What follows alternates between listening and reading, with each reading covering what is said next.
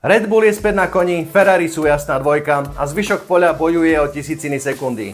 Odmyslite si červených bíkov a máte celkom slušnú sezónu. K tomu Sebastian Vettel, jeho možný návrat, nazlostený Toto Wolff a čo prinesú nové pravidlá v roku 2026. Poďme na to.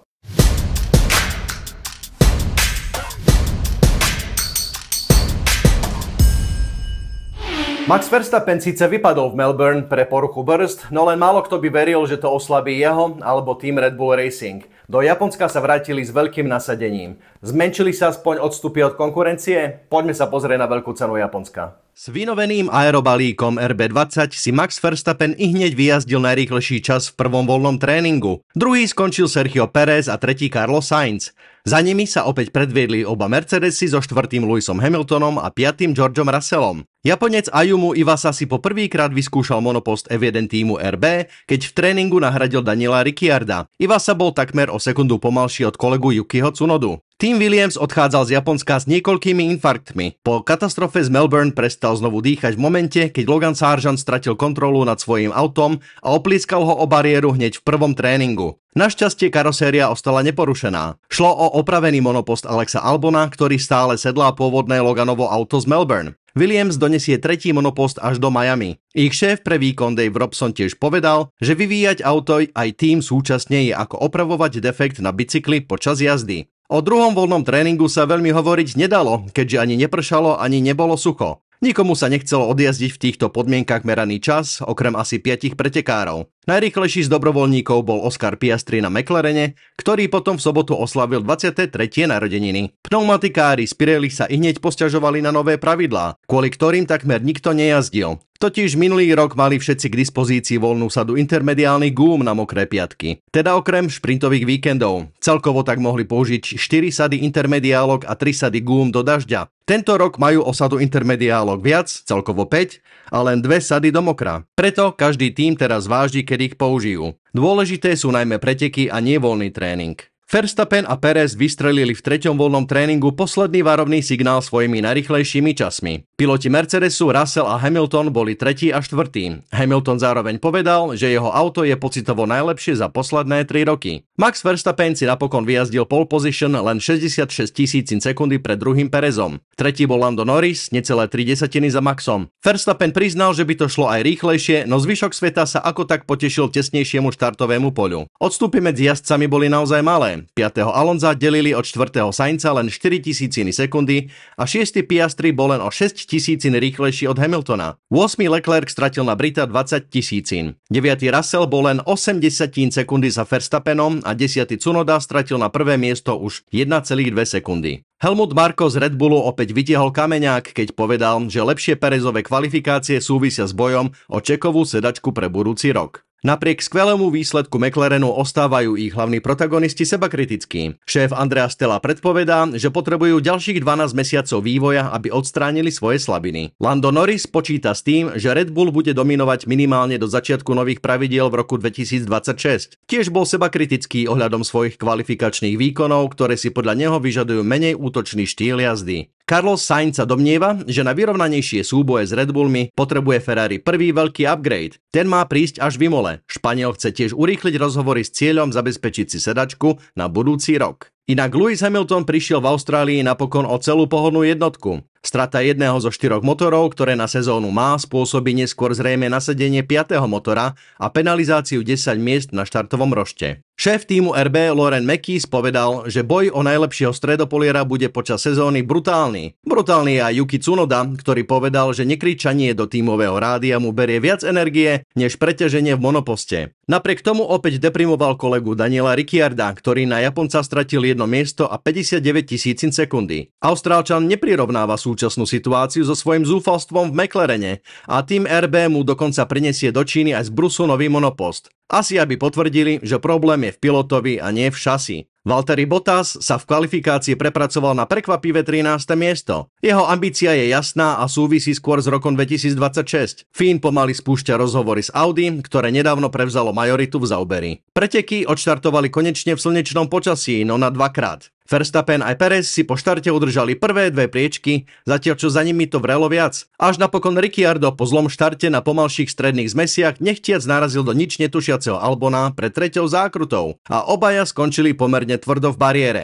Bol to len pretekársky incident. Ricciardo sa ho snaží hodiť za hlavu ako samostatnú udalosť, no mám pocit, že sa náhradník Liam Lawson usmieva čoraz viac. Než sadol prach, Albona už trápila celistvosť jeho Williamsu. Ten teraz letí rovno do továrne v Anglicku, kde ho majú opraviť a doručiť do Číny na ďalšie preteky. Infarktové stavy vo Williamse neskôr doplnil aj výlet Logana Sargenta, ten zo štrku našťastie vycúval a skončil posledný 17. Preteky po nehode Ricciarda s Albonom ich hneď prerušili a pevný štart si zopakovali po takmer polhodinovej oprave bariér. Verstappen aj Perez si znovu udržali svoje čelné pozície. Čeko robil, čo mohol, no na viac ako na druhé miesto opäť nemal. Preteky skončil s obrovskou 12,5 sekundovou stratou na víťaza. Pódium doplnil tretí famózny Carlos Sainz pred tímovým kolegom Charlesom Leclercom. Monačan si tak polepšil o 4 priečky, a to nezvyčajnou stratégiou jediného pitstopu. Norris tiež skúšal vlastné stratégie a prezul na tvrdé gumy už v 11. kole. Vedenia sa chopil Leclerc, ktorého na konci 21. kola poľahky zdolal prezutý Verstappen. Rovnako s Leclercom naťahovali svoj prvý stint aj Mercedesy. Tie počas prerušenia pretekov prezuli zo stredných na trvácnejšie tvrdé zmesi. Perez sa po pitstope postupne prepracoval cez Mercedesy a potom aj druhého Norrisa. 23. kolo tak začal so 6,5 sekundovým mankom na lídra. Leclerc spravil v 26. kole chybu a spadol za Mexičana na 3. miesto. Cez Mercedesy sa postupne prepracoval aj o triedu rýchlejší Carlos Sainz. Zábavne vyzeral hektický hromadný pitstop stredopoliarov v 23. kole, z ktorého najlepšie vyšiel domáci Tsunoda. Ten hrdinsky v náročných esíčkach predbehol Hülkenberga a udržal si posledné bodované 10. miesto až do konca. Dav šalel aj zo skvelého Carlosa Sainza, ktorý sa najprv zbavil Norrisa a v 46.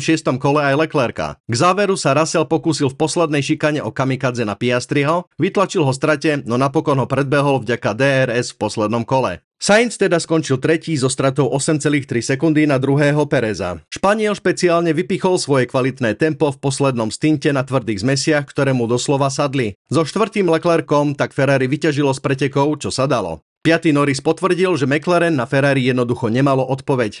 6. Alonso opäť šokoval nadľudským výkonom s čerstvým upgradeom jeho Aston Martinu, zatiaľ čo jeho kolega Lance Stroll skončil frustrovaný na 12. mieste. 7. skončil Russell, 8. Piastri a 9. bol Hamilton. Mercedesi chceli okopírovať jednu zastávku Leclerca, no rýchlo zistili, že musia ísť na dve.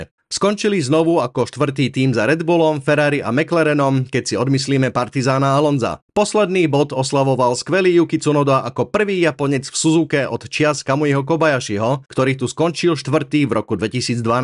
Chou Guan-Yu vypadol v 11. kole pre poruchu prevodovky. Veľkú cenu Japonska tak nedokončili len 3 autá. O 2 týždne pokračujeme 5. podujatím v čínskom Šanghaji. Poďme teraz ešte na top správy z uplynulého týždňa. Lewis Hamilton sa nepozerá cez plot na výrazne lepšie Ferrari, aj keď Mercedes stále bojuje sám so sebou, myslí si jeho šéf Toto Wolff. Zdá sa, že Ferrari eliminovalo pokazené výmeny v boxoch a sporné stratégie, ktoré ich prenasledovali ostatné sezóny. Sám Lewis však povedal, že je plne sústredený na túto sezónu s Mercedesom a chce poraziť každého konkurenta, vrátane Ferrari.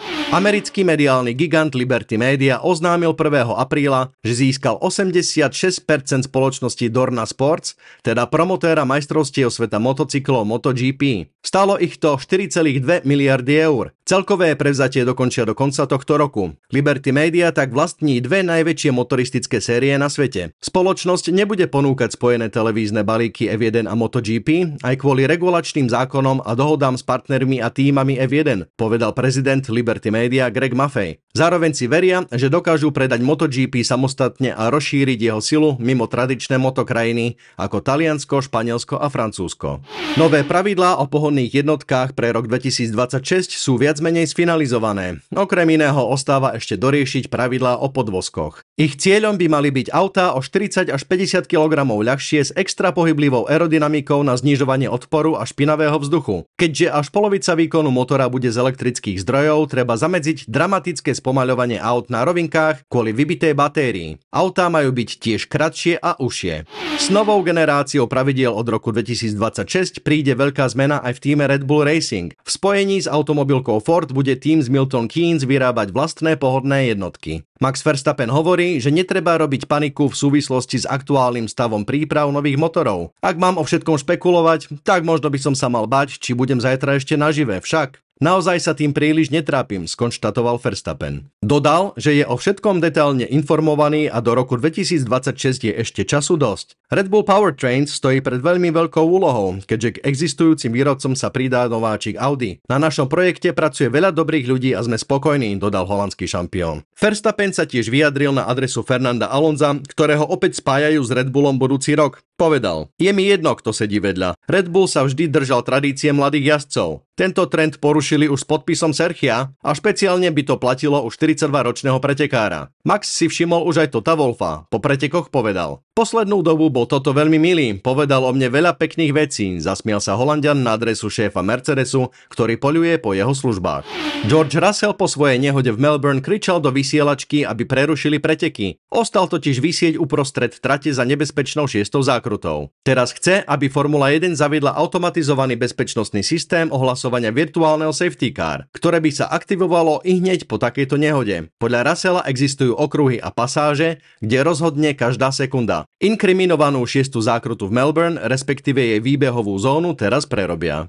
Podľa Lewisa Hamiltona by bol Sebastian Vettel úžasnou voľbou na jeho miesto v Mercedese budúci rok. "Bol by som rád, keby sa Seb vrátil", povedal Hamilton. "Myslím si, že by to bolo skvelé aj pre tým. Nemecký pretekár s majstrovskými titulmi, kto zdieľa úžasné hodnoty a kto by posúval tým vpred. 7-násobný britský šampión sa domnieva, že aj Vettelovi musí F1 chýbať, hovorí. Vždy ti to bude chýbať. Je to najväčší šport a najväčší zážitok na svete. Pravdepodobne neexistuje nič, čo by sa tomu vyrovnalo. Nikoho z pretekárov som sa síce nepýtal, čo by im chýbalo, no sám si to viem predstaviť", dodal Hamilton. Vettel nedávno testoval Porsche 963 Hypercar. Aj keď aktuálne nemá pretekárske plány, je v kontakte s viacerými šéfmi tímov F1. Väčšina debát sa vraj točí o inom, než o jeho pretekaní. Zjavne však nezaneverel na motorsport, takže sledujte tento priestor naďalej. Šéf Mercedesu Toto Wolff nedávno v rozhovore pre knihu Formula napadol bývalého riaditeľa pretekov Michaela Masseyho. Povedal: "Keď sa v myšlienkach vraciam do Abu Zabi, stále vidím, aké to bolo nespravodlivé, čo sa v ten deň stalo Lewisovi a nášmu tímu. Že to dopustil jednotlivec, ktorý porušil pravidlá. Aj keď je Massey úplne nepodstatný, žije na druhom konci sveta a nikto sa o ňo nezaujíma. Bol to naozaj totálny patologický egomaniak", dodal Wolff na adresu neslavného riaditeľa, ktorý porušením športových pravidiel pripravil Lewisa Hamiltona o 8. majstrovský titul v závere rozhodujúcich pretekov v Abu Zabi 2021. Junior Mercedesu Andrea Kimi Antonelli sa čoskoro posadí do kokpitu F1 na okruhu Red Bull Ring. Mercedes naplánoval na 16. a 17. apríla dvojdňový test pre 17-ročného Antonelliho. Bude to jeho premiéra v monoposte F1. Pôjde o Mercedes V12 z roku 2021. Mladíka čaká tento rok ešte niekoľko ďalších testov. McLaren zmenil technickú štruktúru svojho tímu, keďže technický riaditeľ David Sanchez opustil tím z Wokingu už po 3 mesiacoch. Sanchez prešiel z Ferrari do McLarenu v januári, no ukázalo sa, že jeho povinnosti technického riaditeľa zodpovedného za koncept a výkon sa napokon nestretli s realitou. Šéf tímu Andrea Stella tak dočasne prevezme Sanchezove povinnosti, kým nájdu náhradu. Bývalý inžinier Red Bullu Rob Marshall teraz preberá pozíciu hlavného dizajnéra. Neil Howley preberá pozíciu Marshalla ako technický riaditeľ, zatiaľ čo Peter Prodromu zostáva ako technický riaditeľ pre aerodynamiku. Hlavný inžinier Pirelli Simone Berra očakáva, že veľká cena Číny bude po 5-ročnej prestávke veľkou výzvou. V Šanghaji sa naposledy pretekalo pred pandémiou v roku 2019. Okruh má novú, neabrazívnu, šmykľavejšiu vozovku a očakáva sa tiež teplejšie podnebie. Milí formuloví priatelia, to je na dnes všetko. Nezabudnite mi pridať lajky, komentáre a prihláste sa k odberu. Vidíme sa čoskoro. Čaute.